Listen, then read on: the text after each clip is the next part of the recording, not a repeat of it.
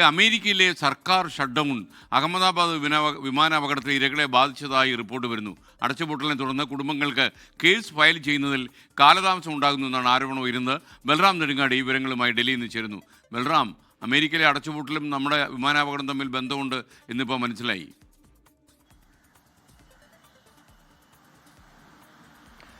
S K തീർച്ചയായും October 1 മുതൽ US സർക്കാർ നടപ്പാക്കിയിരിക്കുന്ന ഈ ഷട്ട് ഡൗൺ അത് ഈ അഹമ്മദാബാദ് വിമാനാപകടത്തിൽ ഇരകളായ ആളുകളുടെ കുടുംബങ്ങളെ പോലും ബാധിച്ചിരിക്കുന്നു എന്ന റിപ്പോർട്ടുകളാണ് പുറത്തു വരുന്നത്.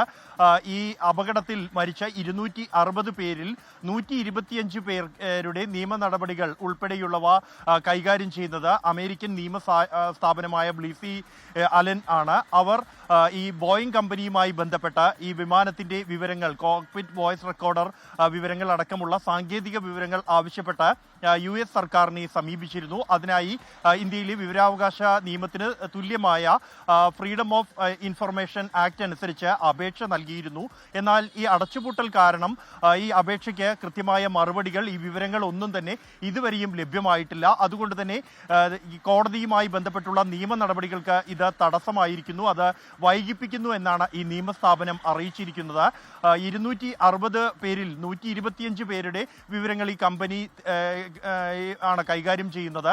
അതുകൊണ്ട് തന്നെ ഇപ്പോഴും നിയമ നടപടികൾക്ക് ആവശ്യമായ രേഖകൾ സമർപ്പിക്കാൻ കഴിയുന്നില്ല. ഈ കേസുമായി ബന്ധപ്പെട്ട് ആദ്യഘട്ടത്തിൽ കോക്പിറ്റിന്റെ വോയിസ് റെക്കോർഡർ അടക്കമുള്ള വിവരങ്ങൾ പ്രാഥമിക റിപ്പോർട്ടിൽ പുറത്തു വന്നിരുന്നെങ്കിലും അത് ഭാഗികമായ വിവരങ്ങൾ മാത്രമാണ് ഇപ്പോഴും ലഭ്യമായിട്ടുള്ളൂ. പൂർണ്ണമായ വിവരങ്ങൾ ലഭിക്കേണ്ടതുണ്ട്.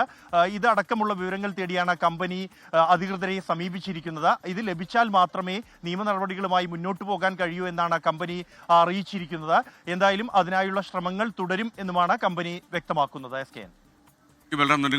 ലോകത്തെവിടെയായാലും ഏത് സമയത്തും 24 വാർത്തകളും ഓഗ്മെന്റഡ് റിയാലിറ്റി പാക്കേജുകളും എക്സ്പ്ലെയിനറുകളും വിശദമായി കാണാൻ ഞങ്ങളുടെ YouTube ചാനൽ നിങ്ങൾക്ക് സബ്സ്ക്രൈബ് ചെയ്യാം.